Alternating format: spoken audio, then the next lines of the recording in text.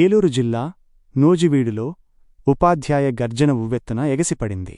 తమ న్యాయమైన సమస్యల పరిష్కారం కోసం ఆంధ్రప్రదేశ్ ఐక్య ఉపాధ్యాయ ఫెడరేషన్ యూటీఎఫ్ ఆధ్వర్యంలో నిరాహారదీక్ష రణభేరీ మోగింది. ముసునూరు, చాట్రాయి, ఆగిరిపల్లి, నూజివీడు మండలాల నాయకులు ఏకమై ప్రభుత్వ మొండి వైఖరిపై యుద్ధం ప్రకటించారు. ఏలూరు జిల్లా యూటీఎఫ్ కార్యదర్శి బత్తుల అనురాధ ఈ సందర్భంగా ప్రభుత్వంపై నిప్పులు చెరిగారు. 3 ఏళ్లుగా పెండింగ్లో ఉన్న పీఆర్సీని వెంటనే విడుదల చేయాలని 29% ఐఆర్ ప్రకటించాలని డిమాండ్ చేశారు. ప్రభుత్వానికి ఉద్యోగుల సంక్షేమం పట్టదా?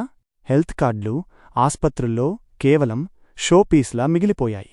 జేబులో డబ్బుల్లేక, కార్డులు చెల్లక, అనారోగ్యంతో ఉద్యోగులు అల్లాడుతుంటే ప్రభుత్వం ఎందుకు నిమ్మకు నీరెత్తినట్లు వ్యవహరిస్తోంది అంటూ మండిపడ్డారు. కోవిడ్ సమయంలో ప్రాణాలు వదిలిన కుటుంబాలు నేటికీ రోడ్డున పడ్డాయి. వారికి ఉద్యోగ భద్రత కల్పించడంలో ఈ నిర్లక్ష్యమెందుకు అని ప్రశ్నించారు. ముసునూరు మండల ప్రధాన కార్యదర్శి గుడిమెళ్ల రాంబాబు హెచ్చరికలు మరింత ఘాటుగా సాగాయి. పాత ప్రభుత్వానికి కొత్త ప్రభుత్వానికి తేడా లేదని, సమస్యలు పరిష్కరించకపోతే పాలకులు భారీ మూల్యం చెల్లించుకోక తప్పదని హెచ్చరించారు. సిపిఎస్ రద్దు చేసి పాత పెన్షన్ విధానాన్ని తీసుకురావాల్సిందేనని స్పష్టం చేశారు.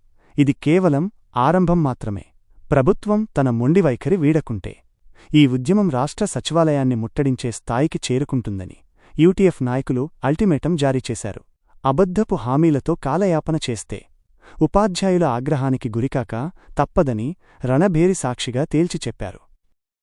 వర్ధిల్లాలి ఐక్య ఉపాధ్యాయ ఫెడరేషన్, వర్ధిల్లాలి ఐక్య ఉపాధ్యాయ ఫెడరేషన్. ప్రభుత్వం వెంటనే పీఆర్సీని అమలు చేయాలి. ప్రభుత్వం వెంటనే పీఆర్సీని అమలు చేయాలి. ఐఆర్ 25% వెంటనే విడుదల చేయాలి. 29% ఐఆర్ వెంటనే విడుదల చేయాలి. Long live UTF, long live UTF, long live UTF, long live UTF. Health cards వెంటనే ఇష్యూ చేయాలి.